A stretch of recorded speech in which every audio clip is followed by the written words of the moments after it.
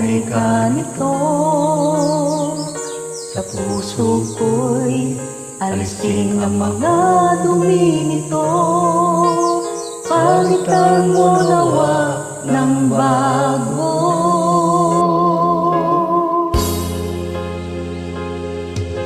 Ama, narito ang puso ko. Gawin mo tama ang mga laman nito, ayon sa kalooban mo. Pag-iisip ko'y batid mo,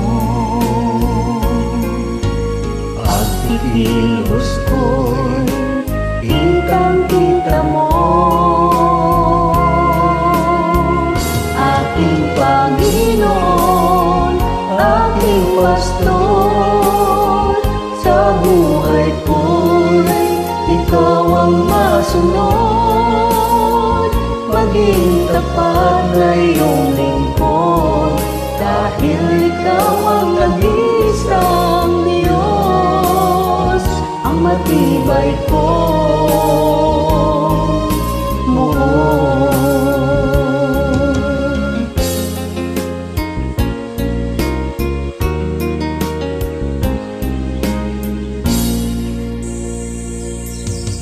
Ama, nawa'y iyong ipaalala, magkaroon ng pusong mapagkumbaba, nang ako'y hindi magkakasala.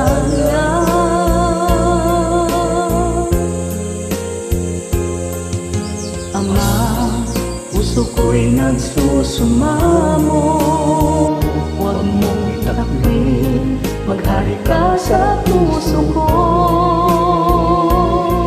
na masundan ang mga nais mo. Pag-iisip ko'y batid mo, pag-ikilos ko'y kitang-kita mo. Aking Panginoon, aking Pastor, sa buhay ko'y ikaw ang masunod. Maging tapat na iyong lingkod, dahil ikaw ang nag-iisang Diyos, ang matibay ko.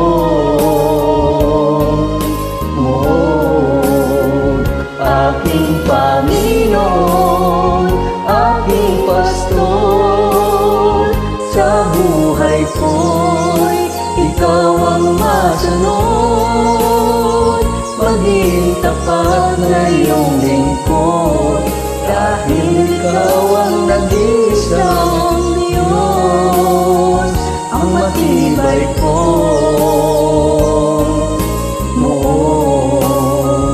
Ang matibay ko.